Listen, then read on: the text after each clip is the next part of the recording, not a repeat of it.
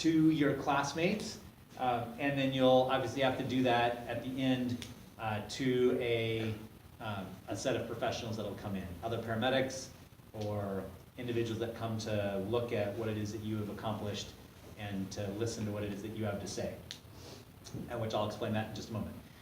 And then the third thing, which goes along with that, is that you're going to create a poster, what's called a poster presentation, and these are very common in these types of things. You're going to create a poster, and you've seen some of the posters around here that that nursing has done or that PTA has done, that kind of stuff.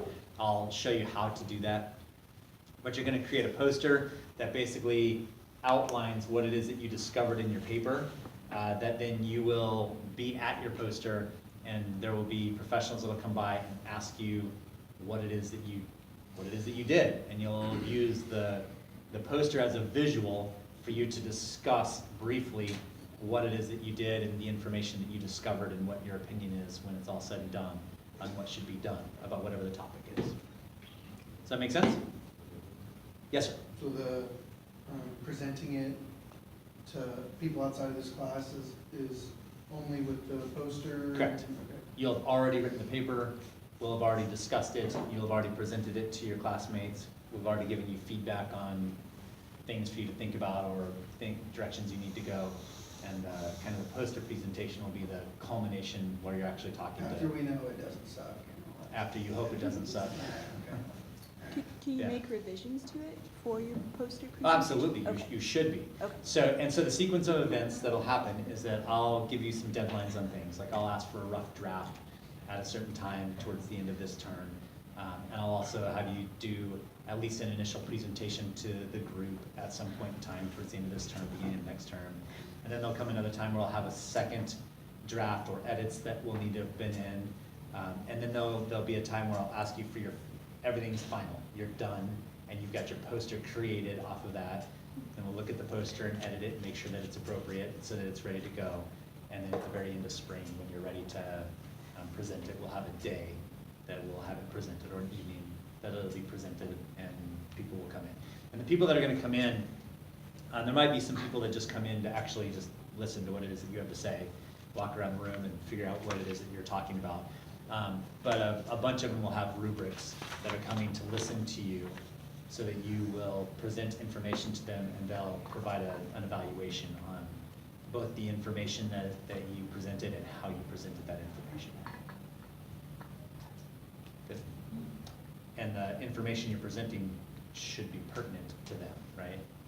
Right? I mean, if Chris Heppel comes in to listen to you talk about the use of oxygen for an AMI, it should be pertinent, because he should be able to take that information and start thinking, wow, we've got things nailed in like we should, or maybe I need to think about how to take this and look at something different for a protocol change. Is it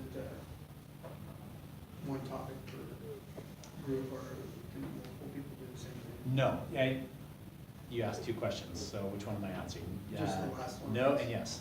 Yes and no? I don't know. You are not going to do the same topic. All of your topics will be different. So all of your topics. Rochambeau, if you want this. Yeah, so I'm gonna hand out a list of topics. I'm gonna hand out a list of topics. You can choose one of those topics if you want to. You can come up with your own topic if you want to, and if you come up with your own topic, you'll just have to run it by me and make sure that it makes sense. What I do want, it has to kind of follow two basic parameters. One, it has to be, you have to have the ability to find new information, right? You're not doing a review of direct pressure for bleeding, right? So you have to be able to discover new information, or information that is not well known. So if it's already written into your protocol, it's probably not the newest of information, right? So I want you to be able to discover new information, or information that helps move us forward in some fashion, right? So for example, one of the topics that I put on here, use of pre-hospital ultrasound. Ultrasound is not being used pre-hospitally right now, but ultrasound units are absolutely being manufactured to be portable, and there is a push in some places to use ultrasounds in the pre-hospital setting, right? So you would be doing you'd be discovering information on, if you were taking that topic, you'd be looking at things like, well, where is the technology right now for ultrasound? Is it available for a pre-hospital setting? Would it be useful in the pre-hospital setting? What would it be useful for? What's the cost of putting that into play? Is the usefulness of it overweight the cost of putting it into the ambulance? Does that make sense? So that would be an example of what you need to do. So we're not doing any like studies though, we're just taking a research that already exists. Correct. You're not having to do the original research. Okay.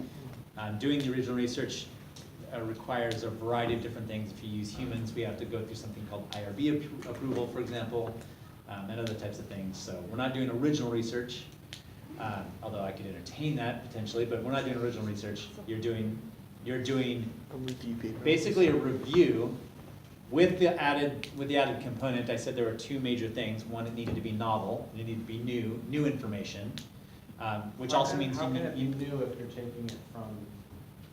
because just because something is new does not necessarily mean that you're starting it fresh. It is what is currently the understanding of how we're doing stuff, and what's the current research or the newer research that's come out about that particular topic, right? Ultrasound being a perfect example, right? Another one would be use of oxygen in AMI, would be another example, right? Because our protocols are still under the impression that you give oxygen for anybody that has an SpO2 under 94. Is that reasonable for AMI? We still have spine injury management protocols. Is that reasonable? Right? So you're looking at the research to determine if that's reasonable. And then the other aspect of it is I want it to be controversial. I want you to be able to make an argument. And I want you, You got him intrigued now. Cody's now interested. yeah. I've been in. Cody, partner? And I want you to be able to, You can't argue with it. You can't argue within your group. I want you to be able to make both arguments. Even if you fall on one side of that argument, I want you to be able to defend your side by clearly understanding all of the ramifications of the other side and being able to go down the line and refute every single one of the points that they make and address every point that is being made on both sides of the issue, right? So I want you to be able to argue a point, look at what the controversy is. Like, for example, I go back to ultrasound for a minute, and if we're talking about the usefulness of ultrasound in the pre-hospital setting, I guarantee one of the biggest arguments against it is going to be the expense of having to do ultrasound in the pre-hospital setting and how to train people to do ultrasound in the pre-hospital setting. So you'll have to address things like, here's what the benefits are. Do those benefits outweigh the cost and the expense? Here's who can do it. Here's the number of hours that it would take to train to be reasonable on it. And here are the benefits, and those benefits outweigh the hours and expense that will go towards training everybody. Or not. Maybe it's not. Maybe your argument after you do all the research ends up being, ultrasound, pre-hospital ultrasound is really cool, but the technology's not there, and we shouldn't be doing it right now. Right? We need to wait until the technology is $5 technology, not $500,000 technology. Whatever the case is, right? That's the kind of stuff that you'll be looking at. Can you just make an argument like, for further research? Like, these studies suggest that EPI for out-of-hospital cardiac arrest is not having good outcomes. However, there's significant limitations for their studies. I think Yeah, it could be. doesn't have to be like a super strong one way or another. Yeah, you don't have to fall necessarily on the side or another. I want to hear the arguments, though. And in that particular case, if you end up making an argument that there needs to be further study, right? Then that's a weak argument for why we do it in the first place, Yeah. right? Because if we need more study to determine if what we're doing is reasonable, then is what we're doing really reasonable? So the argument would be against it. Yeah. So there is an argument there, Yeah. right? Does that make sense? In the end, I wouldn't mind seeing a couple of respectful arguments with people that come to look at your posters, right? You've got, I don't know, you have Joanna Campy from Eugene Fire that comes and looks at your poster, and she's got a strong opinion of this, and you're promoting this, and she might disagree with you, and she doesn't have the original research to back it up, and you do. So make your argument and convince her. Then you don't get hired, and then. As long as you're Or respectful. she respects you more. Yeah. I was like, whatever you say. Respectfully argue. If the organization didn't hire you for that kind of a reason, I'm wrong. you're in the wrong organization to be working for. That's all I can tell you about that. True that. Whatever the case is. Yeah. I could be wrong about this, but it's my understanding that it was a paramedic firefighter that moved Eugene from the strict ACLS protocol back into the CCR protocol.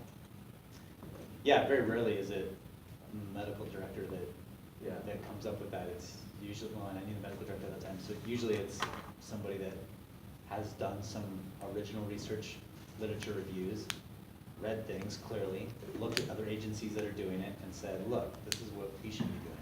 Yeah, so it's not impossible that. No, it's not at all. It's not at all. And, you know, at a later time, we can discuss how you should interview and how you should politically make changes. But right now, it's about you being able to gather the information and know how to understand it and read it. Does that make sense? Okay, so I'm going to hand out a list. I don't need to know what you're going to choose until Tuesday. So you can spend time, if you want to, over the next few days and over the weekend, taking a particular item or two and like looking stuff up and seeing how much information is available on that particular topic, or how hard it's going to be to discover that information. And sometimes if it's harder to discover the information, it might even be more valuable for you to do it because it's going to be less known out there, and you might have something to actually say, right? And you can also make an argument for why it needs to be studied further. Or an argument for why it should be studied further. Absolutely. And as I said, if your paper's written well, if it's written well, I would absolutely say let's submit it someplace. See what happens. Submit it to GEMS. We'll see if they can publish you. That'd be great. Whatever the case is, that's not the focus, but the focus is on just making sure that we've got good information, right? And you can also spend some time over the weekend if you don't like any of the ideas or offshoots of these ideas, then you're welcome to find another idea if you actually want to, right? There was a paper that was written on therapeutic hypothermia in the context of head injury in the wilderness at one point, right? And there was a discussion on the benefit of therapeutic hypothermia in the wilderness setting, and the argument there obviously is, well, how the hell do you do that in the wilderness setting? Just don't cover with a blanket. You have to be cold. So, Suck it up. right? Your toes So- gonna fall off, but your brain's gonna be there. So you can also choose something that has relevance to you or something you're interested in. And I don't care, you don't have to stick with mainstream. You could do, maybe you want to do an altitude related thing, or maybe you want to do a diving related thing, or you want to do something that's off the chute. I do want it to be relevant to the medical field, and I would like it to be mostly relevant to pre-hospital medicine, but even if it's an offshoot, but has relevance to those individuals, that's fine too. So you can choose other things if you want, but whatever it is, on Tuesday I'll have your ultimate decision. So I'll need to know on Tuesday who you're working with, if you're doing it as a pair, or if you're doing it by yourself, that's fine too, and what topic it is that you're going to do. Sound good? You won't be able to just look at this list, choose one item, and then go start researching that one item and then come back and go, this is the item I'm going to do. You'll have to look at 2 or 3 or 4 of them and just see which ones you're interested in, because I'm not going to have any 2 groups doing the same thing. It will just be, I'll put this up and you can just sign up for whichever one you want. But sound good? And as you read them, you can do offshoots of them, right? So, for example, one of them on here is lidocaine versus amiodarone for shockable rhythms. You could expand that or change that to other antiarrhythmics for shockable rhythms. One of them is hypothermia for post-cardiac arrest. You're welcome to do hypothermia for other injuries if you want to, therapeutic hypothermia. One of them here is support for and against the use of community paramedics and what that means towards trauma paramedics. That's fine. Concussion in children and adolescents, right? When they should be allowed to participate in activities, when they shouldn't be. So educational things. So you can take any one of these and kind of change it as well. A lot of the ones that I've chosen for this list are ones that are on kind of the hot items right now of major concern within several organizations like the Heart Association and others. So, How many are on the list? I don't know, 20-ish? 20-ish? So. Okay, make sense? Questions? So what you're doing right now, in the next few days, deciding who you're gonna work with, no more than one other person, deciding what kind of a topic you want to do, and then letting me know what that is, and then I'll start supplying you with the initial deadlines of what you're gonna do. After you've decided on the topic and I know what it is and everything to that effect, then you'll want to start gathering your original articles and research and information that you're gonna be reading up on to make it clear. Good? Questions? You can expect from the entire class that you will, once we have your topic and once you've written it up and we've gotten information from you, you can expect that that information will be applied to the collective knowledge base of the class. So Mark will be evaluated on his understanding of what Dustin did, assuming they're not partners. Well, even if we are partners, Well, that's true too. it'd be a little higher.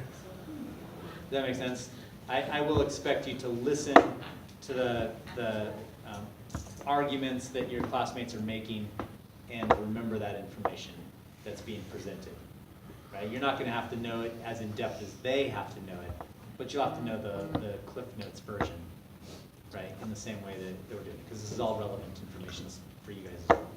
After Tuesday, if once we have said what we're gonna do and you've said that's cool, if our question kind of changes once we begin research, is that okay also It in is. some ways? Just keep me abreast of what it is that you're discovering. Okay. And as you go along, you might streamline or expand what you're doing because of what it is you're finding. Yeah. It's perfectly fine. Okay.